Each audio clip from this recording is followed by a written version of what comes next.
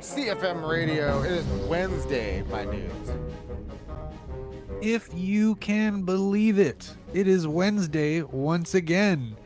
Vector and I are here with your weekly dose of video game music and news. What is up, Vector? What is up, Drix? Video game music and news, indeed. If you're here with us right now, leave us a message in the chat. Smash the like button. Give us a subscribe if you have not subscribed. Because I'll tell you what, Drix, it is a doozy. But before we go in here, I gotta tell you, we got the Battlefield beta coming up later. We have info about an interesting leak that happened with the Battlefield beta. But Drix, that doesn't matter. Do you know why? Why are leaks important? No, Battlefield 6 doesn't matter because the beta that I wanted to get into, I didn't get into. Oh no, which one was that now? I wanted to get into the Digimon Elysian beta, and that is the game version of the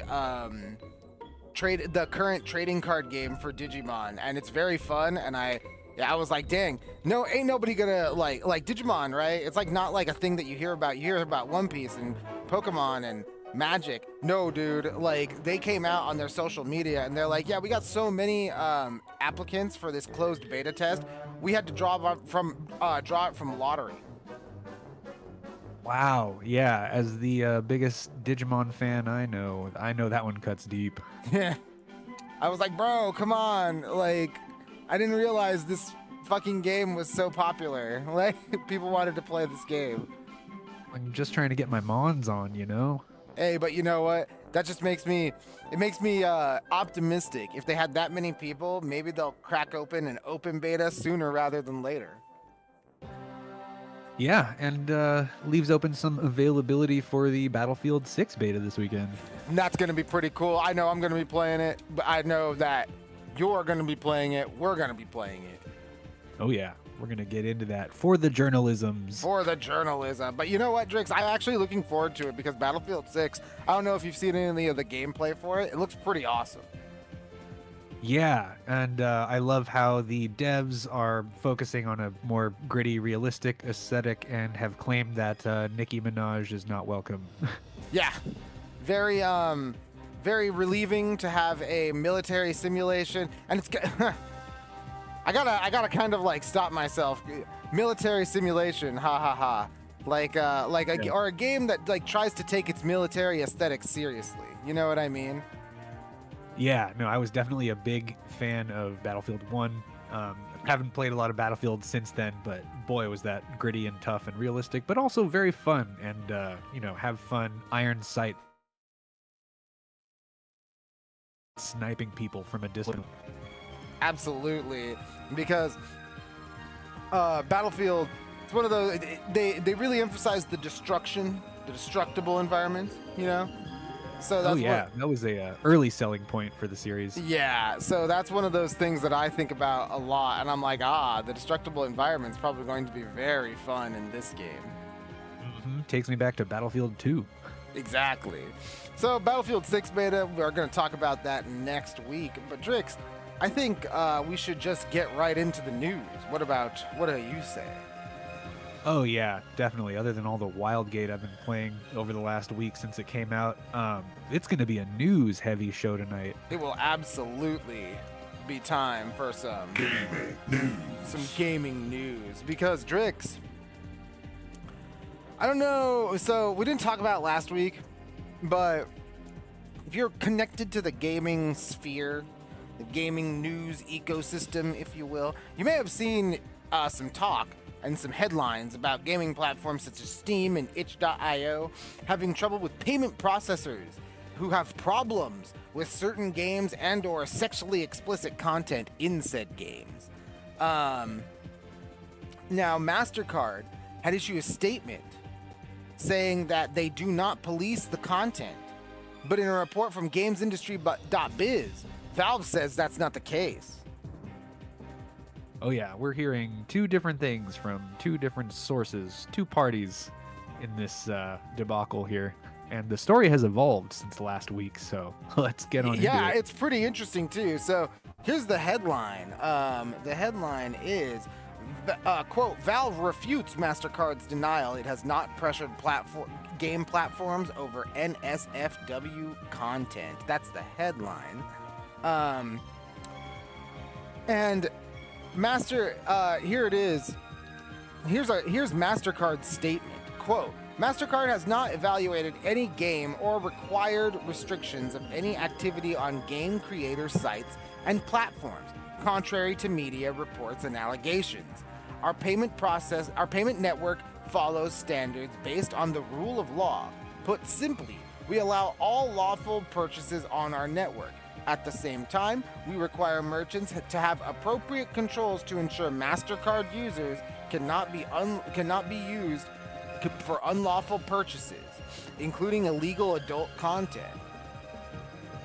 And from the article, quote, Mastercard did not compute. Here's Valve's response. Mastercard did not communicate with Valve directly, despite our request to do so, a Valve spokesperson said in a statement to Kotaku on August 1st. Mastercard communicated with payment processors and their acquiring banks. Payment processors communicated this with Valve, and we replied by outlining Steam's policy since 2018 of attempting to distribute games that are legal for distribution. Payment processors rejected this and specifically cited Mastercard's Rule 5.12.7 and risk to the Mastercard brand. Oh no.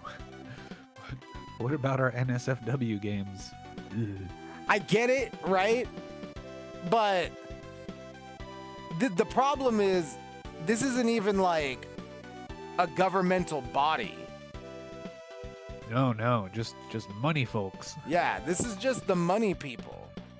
So here's on gamesindustry.biz, they looked up Mastercard's Rule 5.12.7, and you might ask what that stipulates, but here it is right here. It is Rule 5.12.7 is, quote, illegal or brand damaging transactions. A merchant must not submit to its acquirer, and a customer must not submit to the interchange system. Any transaction that is illegal or in the sole discretion of the corporation may damage the goodwill of the corporation or negatively reflect on the marks. So here's the thing, Drix, that pretty much gives them free reign to do whatever the fuck they want. Yeah, right? If we say it's bad, and we will not allow it because we said so. And so I've got a little bit of insight, funny enough, about these things. It's a little bit surface level, but bear with me. I'm not going to say where I worked previously, but I will say it was a local credit union. And so one of the things that I dislike about current modern day credit cards and electronic based transactions is when you agree to the terms of just getting a credit card at this point. I was gonna say just performing a transaction over the internet, but honestly, it's when you get the credit card. Because when you get the credit card and you agree to those terms, you're not just agreeing to the terms between you and, let's say, the financial institution that is issuing you the card, whether that be Capital One, your bank, whatever, right? Like, what you're agreeing to is almost a five-fold agreement, because when you swipe that card, it's got to go through. Like, yeah, it can't communicate. It can't not go through it. It can't not reflect where it needs to reflect. So like I said, it's about a five-fold agreement, because there is the financial institution that needs to communicate with your financial institution, aka the card issuer financial institution, that needs to communicate with the financial institution of the merchant, which could be a completely different financial institution. Then that financial institution needs to check. Most of them, we've moved past this era, but there are some times where a lot of pop-up stores, and funny enough, online, let's say, property rental services will do this. They'll put you through a payment portal. Yeah, little point of sale, physical or digital. Right. So like, right, already we've got 4 lines of separation, right? It's you, your card, and the financial institution backing it, the merchant, and the portal. Now. Yeah, your Squarespace or whatever iPad you ring people up on. Sure, exactly. Or whatever the apps are now, right? Yeah, like PayPal, Zelle, Venmo, all that stuff. The minis. And again, those are financial institutions either backed by other financial institutions, or they're their own financial institution, like PayPal. So when you're going through these hoops, there's 4 layers of separation right there. And then on top of it, there's also the fee that the corporation pays to the payment processor. So, and that does not, it's illegal for them to push that onto you, the customer. So they eat that. So let's say it like this: Walmart, right? If you're paying like 2.6% as a merchant, right? Whenever someone swipes that card, you're paying Visa or whatever 2.6% or a flat fee of like $4, right? So even if if it's like a flat fee of like $4, they just paid $4 to have you swipe a card to pay for your Snickers bar. Yeah, could be anything. So and all of these people, all of these institutions and entities, they all have a say in what you do. All of them do. They all have a say. If they are looking at you and they're cross-referencing it, it's like Mastercard says right here. Their rule. They must not submit to its acquirer, and a customer must not submit to the interchange system any transaction that is illegal or in the sole discretion of the corporation, may damage the goodwill of the corporation or reflect negatively on the marks. So here's when the rubber hits the road, and this is something that I don't hear anybody talking about in all this stuff. People talk about this Australian group that's, oh my God, influencing United States purchasing power. Or like you've got like these other people who are like, oh my God, like, these payment processors, they're like enforcing things like the government. Here's the real shit. When you go on Steam and you're 16 years old, the payment processor is not accounting for you taking your mom's credit card. Yeah, sounds right. So that leads directly into this sort of activist group, Collective Shout, who's essentially just a lot of people. I didn't look into them really. There is a YouTube video out there. Alana Pierce, she put the spotlight on this interview with these people, and they're pretty clear on their intentions. They're like a Christian fundamentalist group that's all about censorship. We're operating out of Australia. So, you have these. It's a tale as old as time, right, Drix? Like. Oh yeah. Keep these naughty games out of my kids' hands. Yeah, D&D is satanic. Doom is gonna teach people to kill. You know what I mean? Yeah, like, Ozzy is the devil. Ozzy's the devil. Like there's so much. It's another awkward moral panic situation. But at this point, the real shell game is you actually don't know who made the final call, because it could have been Collective Shout, right? It could have been them, or it could have been a payment gateway who looked at what itch.io was selling or Steam was selling when they had, Panty Girl Explosion 2 or whatever the fuck people are playing, right? Like the weird stuff. And then the payment gateway was like, hey, wait a minute. And then they looked into it and they're like, wait a fucking minute. So like, all you need to do is check a box to say that you're 13 and you can make an account on this page, on this storefront. Yeah. And purchase things, including these porn games. That doesn't reflect well on our personal brand. You know what I mean? Yeah. Whether it's Mastercard or merry making evangelical activist group. Yeah, or a bank, right? Because it could be one of those things where, like, I'll use a really palpable example that most people, gun enthusiasts, will know. The NFA, the National Firearms Association, is kind of cozy with Citibank because Citibank is isn't going to question, or I shouldn't say that. They won't readily question without thorough investigation the legal distribution of firearms in the United States. So, yeah, a lot of payment processors might just default you to Citibank. You know what I mean? yeah, this looks sketchy. Let them handle it. Right there, and now we see how the web is weaved, Trix. We've got this situation where, yeah, it totally could have been collective shout, and God knows they're taking the credit for it, right? They got a whole video. Right. They got a whole video like, hell yeah, we fucking shut these people down. We're coming for you next. You know what I mean? Yeah, mission accomplished. So, but it also could have just been literally a bank, literally a portal, literally a collection service being like, Steam sells what? Yeah. Just completely unbeknownst, to the degeneracy that exists. Yeah. Wait a minute, Steam sells what? Steam sells games where you see fucking just tits everywhere? No, dude. No, that reflects poorly on our brand. I can't use it. We can't bend to these people. You know what I mean? We can't process these payments.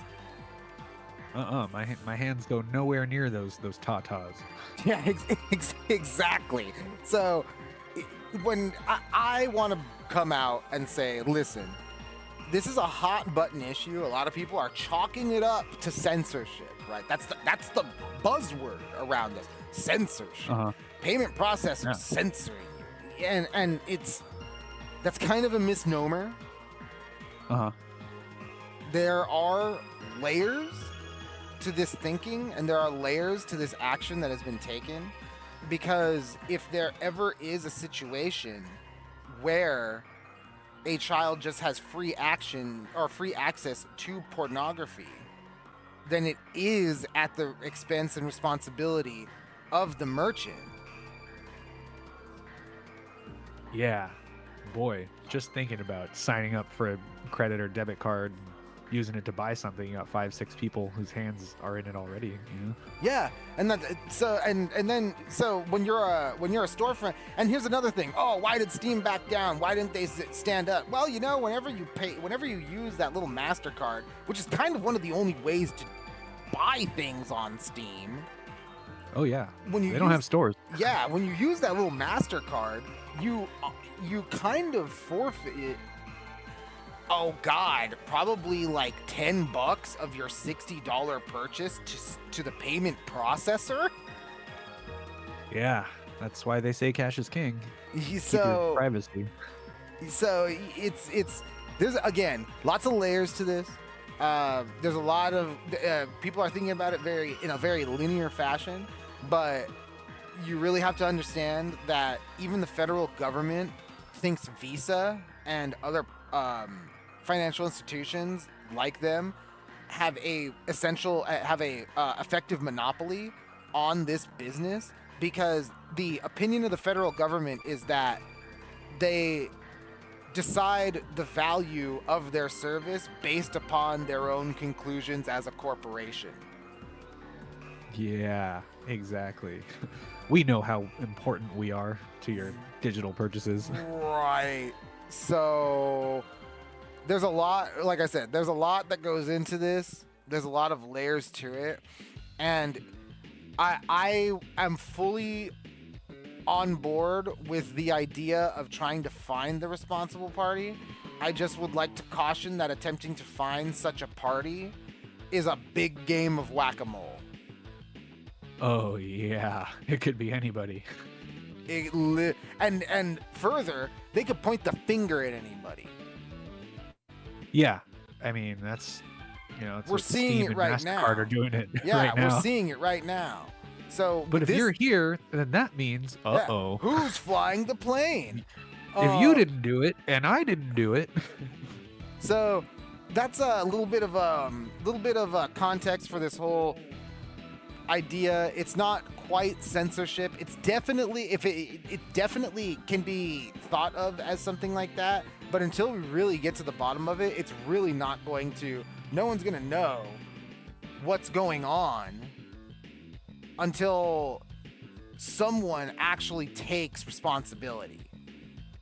Yeah. Because we need to unmask somebody here. Because like these payment processors too, there is essentially debanking and denial of service on this level. Essentially doesn't happen a lot. No, and it essentially means that you kind of have like you kind of just can't make money. Yeah, I mean, usually when money's on the table, people are pretty quick to grab it and not, slap it away, even if it is not safe for work. And that's the whole thing, is that like again, the whack-a-mole game goes on. So that's a little bit of context for this whole debacle. It is a big deal going on online. There's a lot of conversation and headlines still going on about it. But like I said, no one really points out that, like, hey, a payment processor problem like this is just one part of a 4 or 5 part system. Yeah, exactly. So sounds like we're going to be keeping our sleuth hats on with this story, and if any new developments occur, we'll be here to tell you about it on CFM Radio. Absolutely.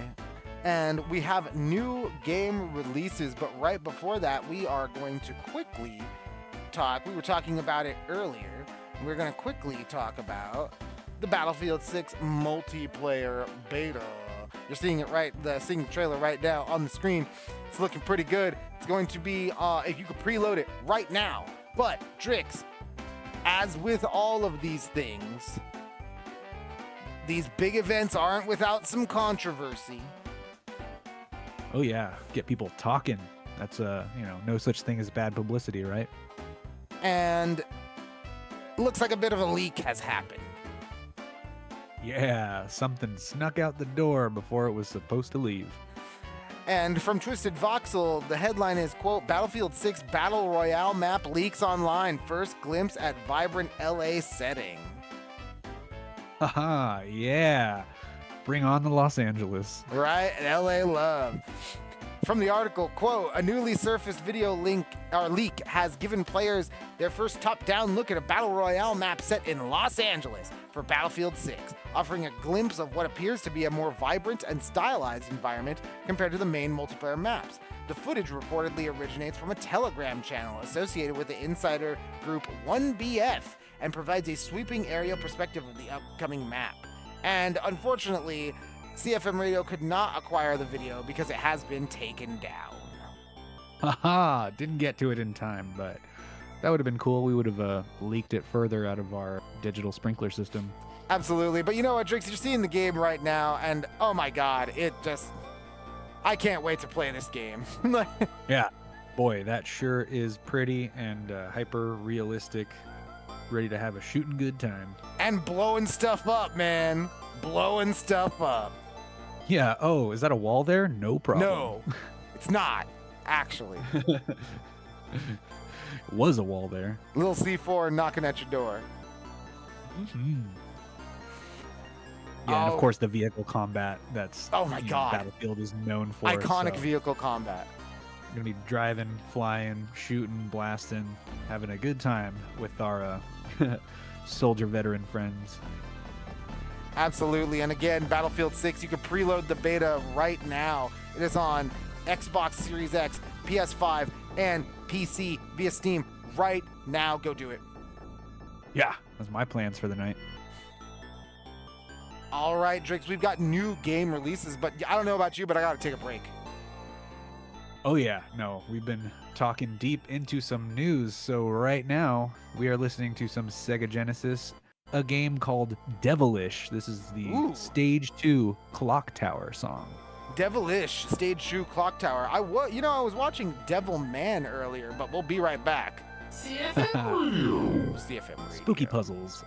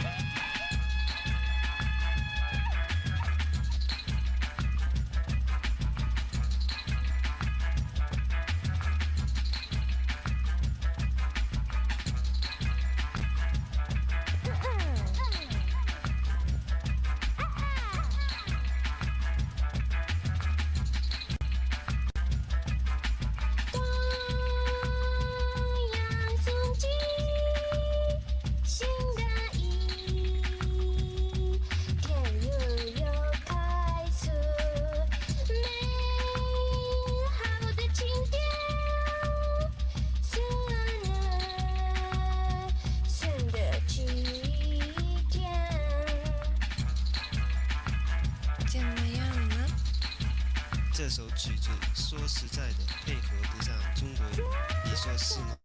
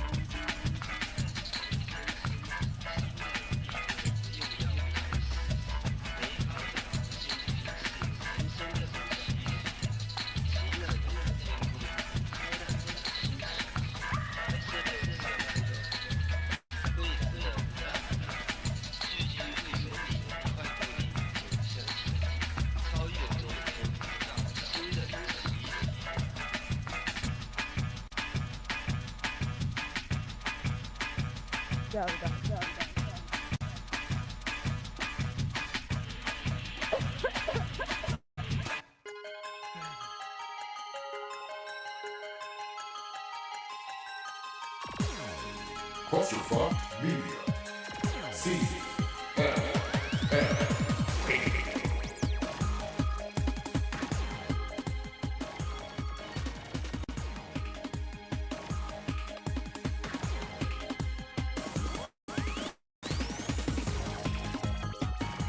CFM Radio, we are back. Back and welcome you are.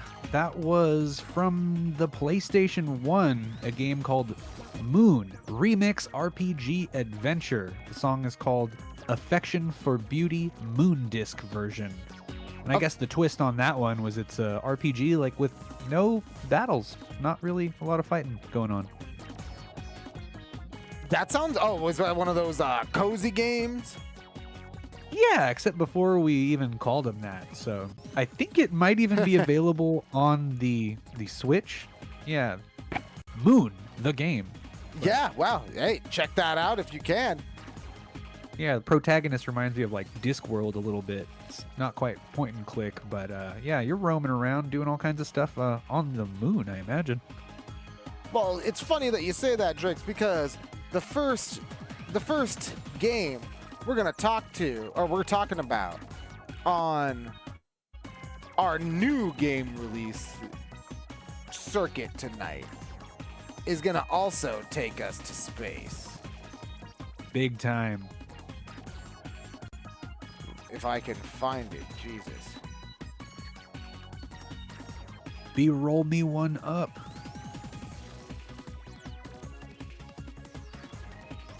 Let me get here. We might have a... All right, there we go. Yeah, we got your Shooter Fest coming up real quick right here after is. that Battlefield 6 beta discussion. Yeah, exactly. Gradius keep Origins with Salamander 3. Yes. I mean, I know Gradius as the coin eater in the arcade. There's a big sit-down Gradius game that, like, man, it'll just eat your money up, but you'll have a good time. I was gonna say, that's gonna be a great one, though. You know, these games are really cool. Yeah, Gradius is, man, it goes back with some of the best shoot 'em up games, like, you know, R-Type or Raiden, you know, 1942 and all those. Same generation, but here we are in a new era of shmup. And from the Steam page, quote, Salamander 3 is the newest addition to the Gradius series, a legendary pioneer in the side-scrolling shooter genre, and comes with the original arcade versions of the previous games. This collection features 18 versions across all 7 arcade titles in the series, including the first ever appearance of Gradius 3 AM show version on home consoles. The Gradius Origin collection, or Gradius Origins, sorry. It is kind of a collection, though. 7 arcade titles. Yeah. It hits tomorrow, August 7th, for PC, PS5, and Xbox Series consoles. Drix, this one looks like a good one. Oh, yeah. Big time. It's something you're definitely going to want to pick up if you're a fan of shoot 'em ups. And yeah, I like this trend of, you know, people like Sega and Konami just like, we're going to put out a new game, but we're going to put a bunch of our classic games and other Easter eggs into it. You know? Like all the other Sega good times I'm having in the recent Yakuza games. Exactly. It's great. But the next thing we've got is also equally great. Also another remake. It is the House of the Dead 2 remake.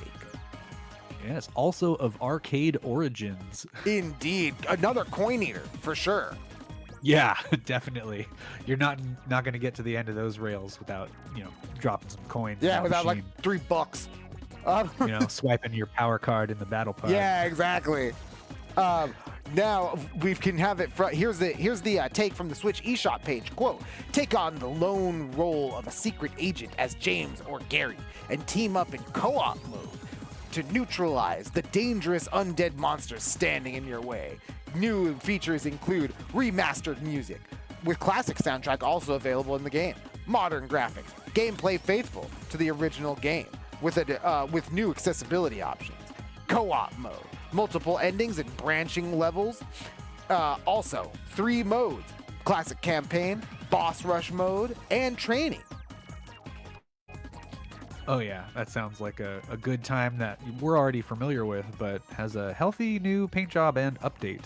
It's I always pretty love when they include the classic soundtrack too. Yeah, I was gonna say it's pretty awesome they include the classic soundtrack, and you know what? This is one of those games that really, if you want to get your classic, if you're like us and you really want to get your classic gaming in, you kind of need to get this on the Switch.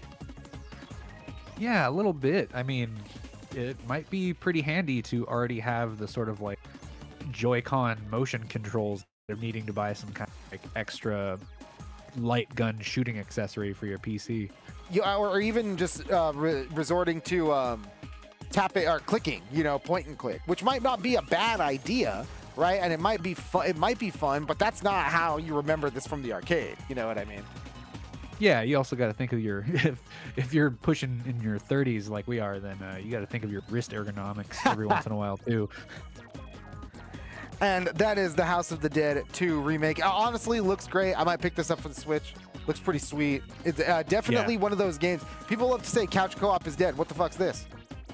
Yeah, yeah, it's not friend slop. I'll tell you that. Definitely not friend slop. Yep. And we'll keep those guns blazing with our next new release too. Yes, because the next release is highly anticipated, I've come to find out, is Mafia: The Old Country. Yeah, and this is not a remake or a remaster, correct? This is a brand new entry in the Legacy Mafia series. And here it is from the official website, quote, "Uncover the origins of organized crime in Mafia: The Old Country, a gritty mob story set in the brutal underworld of 1900s Sicily. Fight to survive as Enzo Favara and prove your worth to the family in this immersive third-person action-adventure set during a dangerous and unforgiving era." Yeah, talk about the old country, man. Sicily, wow. Hey, you know what? This is another one of these games. It looked beautiful, right? Just absolutely gorgeous. Yeah, loving the sort of 3D cinematography you've got going on here. Very emotionally evocative, which is exactly what you want from a gangsta story. Exactly. And you know what? You don't gotta wait very long for this one. If you get the special edition, I believe it's $120. You can play it tonight. But for everybody else, Mafia: The Old Country releases this Friday, August 8th, for PC, PS5, and Xbox Series X. Very nice. And I've got some Mafia music for you right here. This song is called "As Good a Place as Any to Start" from Mafia Definitive Edition. As good a place as any to take a break. We'll be back. CFM Radio. CFM Radio. Mamma mia.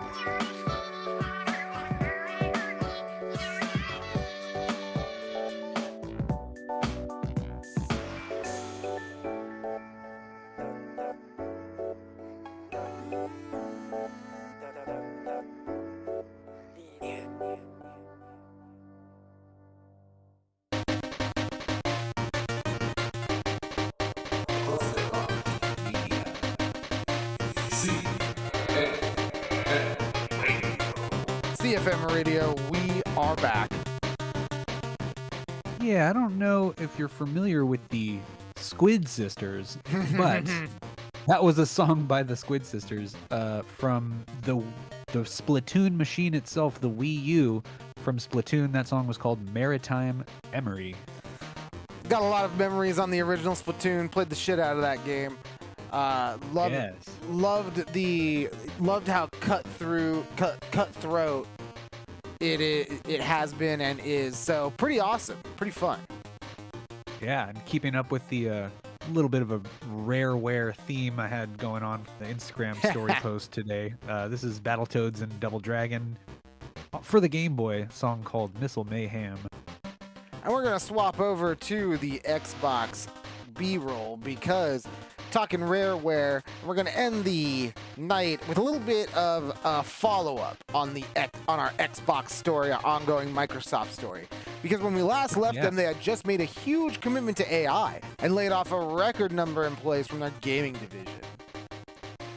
Yeah, nobody on the internet from the circles that I've seen saw that as like good news either. Yeah. So buckle your seatbelts. But now we've got some interesting news that says Game Pass is a success, and ultimately where all resources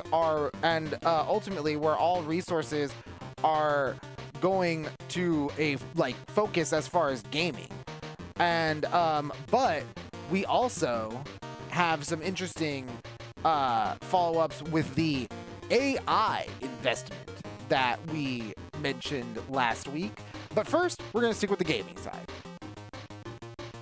Yeah, it seems their all-in bet on Game Pass is working out so far, so they might not have to necessarily, quote-unquote, exit the gaming industry. On the backs of 9,000 employees, yeah. Yeah, sad news for them, though. So from the report, quote, when it comes to gaming, or this is from their their earnings call. It was on July 30th. It was live streamed. This is from the live stream itself. It is the CEO Satya Nadella, or forget this guy's name. Satya Nadella. Sorry. Public information for a publicly traded company, right? Exactly. And from the report, quote, when it comes to gaming, we have 500 million monthly active users across platforms and devices. We are now the top publisher on both Xbox and PlayStation this quarter, with the successful launches of Forza Horizon 5 and Oblivion Remastered. And we have nearly 40 games in development. So much, much more to come. We have surpassed over 500 million hours of gameplay streamed via the cloud this year, and Game Pass annual revenue was nearly $5 billion for the first time. So, Drix, it looks like the trimmings have earned them big bucks and huge numbers on the whole. And now that we have them, it's not hard to see why Xbox is finding it difficult to quote-unquote grow the industry and, quote-unquote find users for Game Pass. Because, I mean, Jesus, how many more can there be? Yeah, really. I mean, they definitely saved a lot of money canceling all those games they showcased and firing all those employees. Yeah. Line go up. And, they're the top publisher on PlayStation. We don't know how much of a cut PlayStation's getting out of that from the PlayStation Network, right? But being the top publisher on that platform definitely is probably turning some heads over at PlayStation, probably turning heads over wherever it can be. But I think the main thing is that ace in the hole for Game Pass is it is pretty much on everything right now. You can get it on some smart TVs, have it native to stream, as they said, over 500 million hours of gameplay streamed via the cloud. So people are cloud gaming, Yeah, that is the convenience of Game Pass. Pay that extra $10 a month or whatever, and just stream your games. That's the thing. The connection. That's the thing that's interesting is that we don't know exactly how many people are paying the PC Game Pass price versus the ultimate $20 a month Game Pass price, because it is a difference of about $10. So, if you're only paying for PC Game Pass, you're getting everything day and date. You're just not getting the Xbox side of it, but you don't have an Xbox, so it doesn't really matter. And that also doesn't factor in, or at least from this perspective, it doesn't factor in the loss on Xbox hardware that they took, and now the fact that they had to do a price hike on Xbox hardware right before they're launching a new line of hardware. There's a lot that's going on with Xbox. So I'm not saying that these numbers are bad, but I am saying that when you look forward, I can't really see a clear path. Huh. Yeah, exactly. You're either on the streaming boat or you're swimming in other games. And here, the one thing this report that sticks out, though, is the constant reference back to AI tools and their implementation. And they don't really talk about this in gaming. In fact, I think they might talk about it once, but they talk about it right here after this talk about Game Pass, or towards the closer, like they make a remark called, quote, "In closing, we are going through a generational tech shift with AI, and I have never been more confident in Microsoft's opportunity to drive long-term growth and define what the future looks like." And Drix, in this report, they emphasize the utilization in mostly their user interface tools and business tools such as LinkedIn and Copilot. Huh. Yeah, those businesses are loving those tools. And however, this article does not talk about one key thing, the investment of Microsoft, from Microsoft, and that is likely where the vast majority of the resources are being focused, and that is in the cloud computing section. Because here it is from jpost.com, the Jerusalem Post. The headline is, quote, IDF Microsoft collaborated on cloud megastore project for Palestinian surveillance. I don't want to touch that one with a 10-foot pole. Here's the report from the article, quote, according to the report, Microsoft chief executive Satya Nadella met with then Unit 8200 Commander Brigadier General in Reserve Yossi Sariel in 2021 to discuss Nadella's support for a, quote, plan that would grant Unit 8200 a customized and segregated area within Microsoft's Azure cloud platform. Due to this, quote, near limitless storage capacity, the IDF unit was able to build a, quote, powerful new mass surveillance tool, which allowed them to collect and store recordings of millions of cell phones and log calls made by Palestinians in the West Bank and Gaza Strip, the report stated. However, Drix, it's important to note that this report details that, quote, Nadella was reportedly unaware of what kind of data Unit 8200 planned to store in Azure's cloud, which then noted that a cache of leaked documents and interviews from Microsoft and military intelligence sources showed how Azure was used. Oh yeah, we had no idea how the IDF would use our near limitless cloud computing capacities. We had no clue. Is that what they do? Surveil people? Surveil people? We didn't know that. How would we know? And so brother. When reading further, quote, Azure facilitated the preparation of, quote, deadly airstrikes and, quote, shaped military operations, according to sources from Unit 8200 cited by The Guardian. And according to this article, quote, Unit 8200 is responsible for gathering and collecting signals intelligence, code decryption, counterintelligence, cyber warfare, and surveillance. Oh boy, is that nasty. Like we need more reasons to not like Microsoft right now. So we were talking, as we said, we were talking about this last week. And like I said, this is how we're going to end the show, unfortunately. But this is the follow-up. The follow-up is Game Pass, banging, doing great.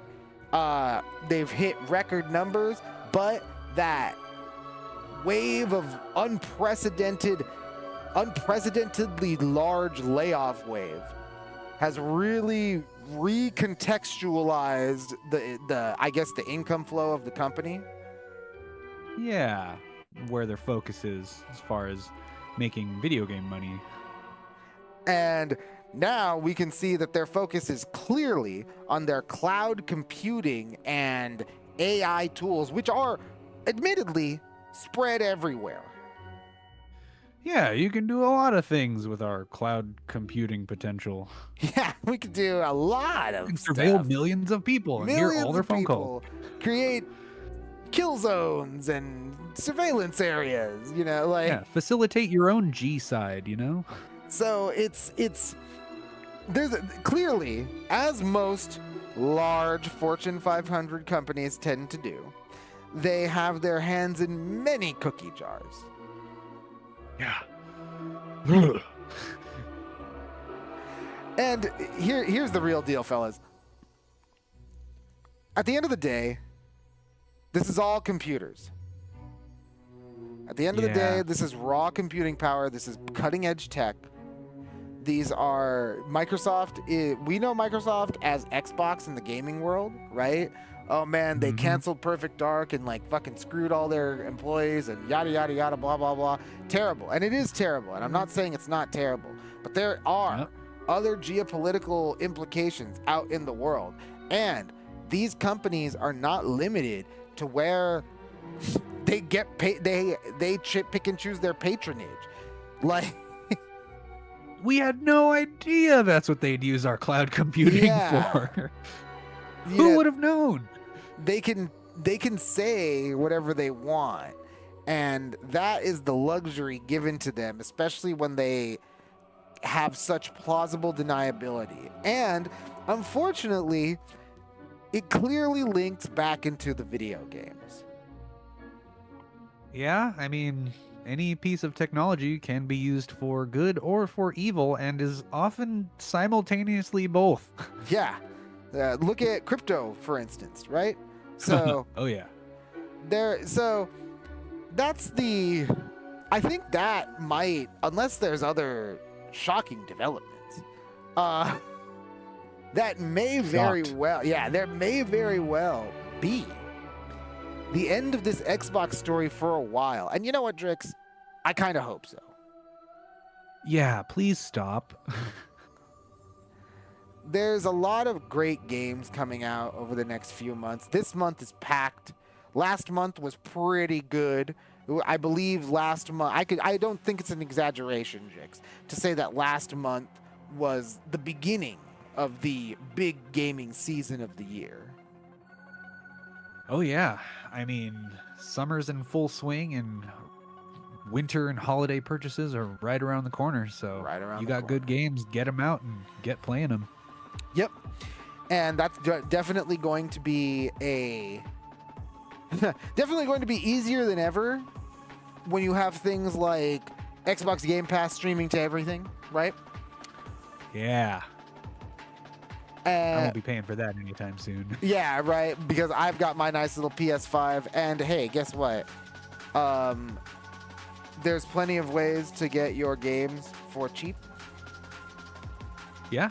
Or go straight retro. Yeah, and I would rather, honestly, even if it's just a digital license, I'd rather have the game and own it on my account, Steam-like, than have a rotating catalog. I think you and I have always said this. We've always thought of like Game Pass as kind of like a rental service.